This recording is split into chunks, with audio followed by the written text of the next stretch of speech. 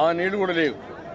ఒక ట్యాంకర్లో నీళ్లు తీసుకొచ్చి ఆ పక్క పోసి ఇక్కడ సినిమా సెట్టింగ్ల మాదిరిగా ఒక సెట్టింగ్ పెట్టి దానికి బటన్ నొక్కి ఆయన విమానానికి వెళ్ళిపోయాడు.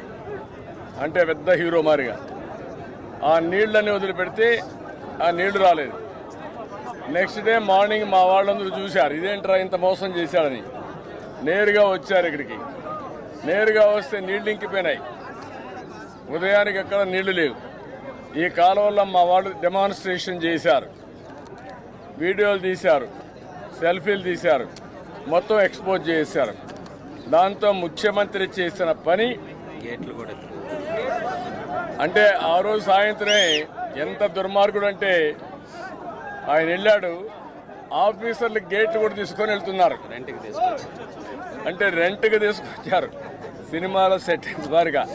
అంటే ప్రాజెక్టు విషయంలో ఇంత గొప్ప యాక్టర్లు ఉంటారని, ఇంత యాక్టింగ్ చేస్తారని, సినిమా సెట్టింగ్లు పెట్టి సృష్టిస్తారని, ఇలాంటి ముఖ్యమంత్రి కూడా వస్తాడని కథ రాసేవాడికి తెలియదు, డైరెక్టర్ ఊహించుకోలేదు, ఆ ప్రొడ్యూసర్స్ కూడా అంతుబట్టని కథ ఇది.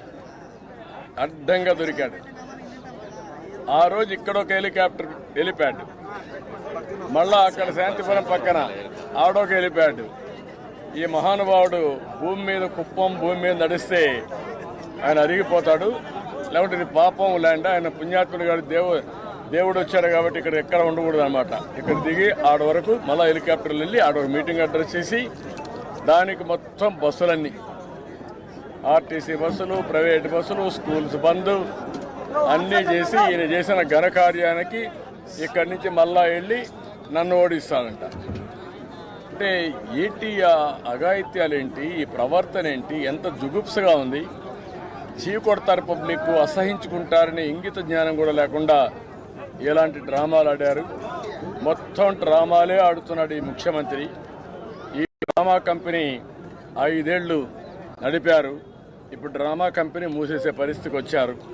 తొందరలోనే శాశ్వతంగా ఈ డ్రామా కంపెనీని మూసేసి రాష్ట్రాన్ని వీళ్ళ బారి నుంచి విముక్తి చేసుకుంటారు.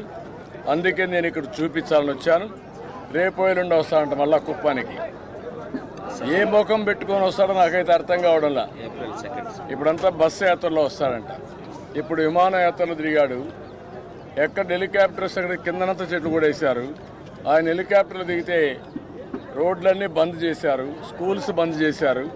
ఇప్పుడు రోడ్డు మీద వస్తున్నా అంట. అంటే ఇప్పుడు ఇండ్లు బీకేస్తారు. మొన్న వరకు చెట్లు బీకేశారు, ఇప్పుడు ఇండ్లు కూడా బీకేస్తారు. అంటే ఇంత అరాచకమైన పాలన, దుర్మార్గమైన పాలన నా జీవితంలో ఎప్పుడు నేను చూడలేదు. దీన్ని నేను చాలా తీవ్రంగా ఖండిస్తున్నా. నిర్లక్ష్యం ఉండొచ్చు కానీ ఇంత కక్షగట్టి చేయాల్సినంత నిర్లక్ష్యం ఉండడం మంచిది కాదు. ఇక్కడ కూడా 10% 20% తెలుగుదేశం పార్టీకి మా ఓట్లు కాకుండా వాళ్ళు కూడా ఓట్లు వేశారు. ఒకప్పుడు కాంగ్రెస్కి వేశారు, ఇప్పుడు వైఎస్ఆర్ కాంగ్రెస్ కూడా కొన్ని ఓట్లు వేస్తున్నారు. కాబట్టి మీకు కూడా కాస్త ఆలోచన ఉండాలి. ఇక్కడ మీకు ఓట్లేసిన పాపానికి ఇంత దుర్మార్గంగా చేయడం చాలా దారుణం, చాలా నీచం. దీన్ని నేను చాలా తీవ్రంగా ఖండిస్తున్నా, గర్హిస్తున్నా.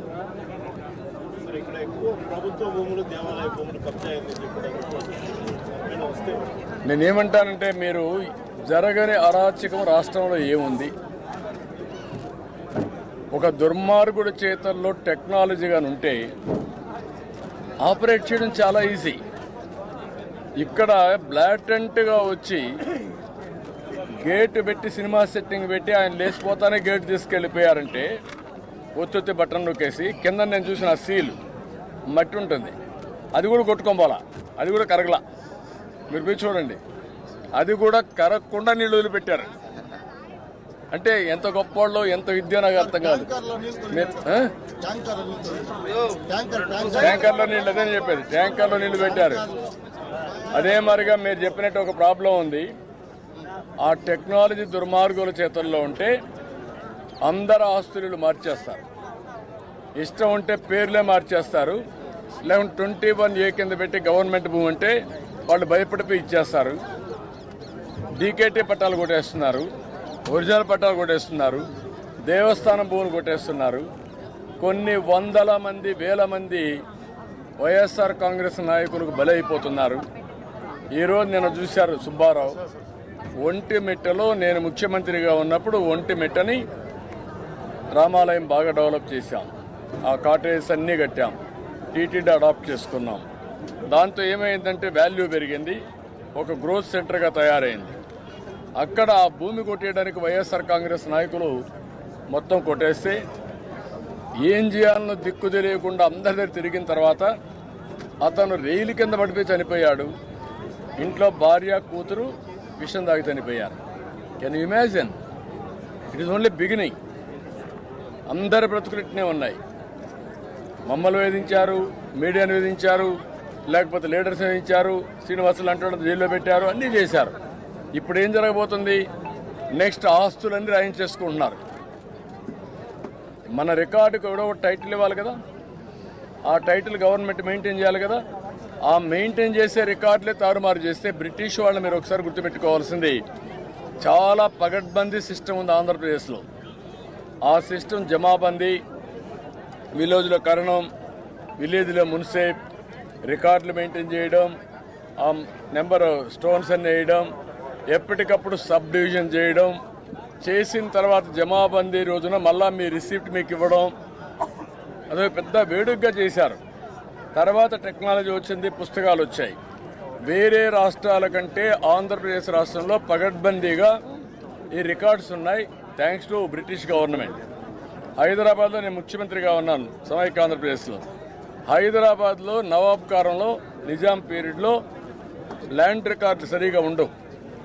ఈ భూమి వేరే వాళ్ళకి ఇస్తాడు, ఇంకో భూమి ఇంకొకరికి ఇస్తాడు, ఆ భూమి ఇంకొకరికి ఇస్తారు. అట్లా 5-6 ట్రాన్సాక్షన్లు మారిపోయినాయి. దానివల్ల అక్కడ చూసి చాలా ఇబ్బందులు వచ్చాయి. కానీ ఆంధ్రప్రదేశ్ రికార్డ్స్ మాత్రం పర్ఫెక్ట్గా ఉంటాయి.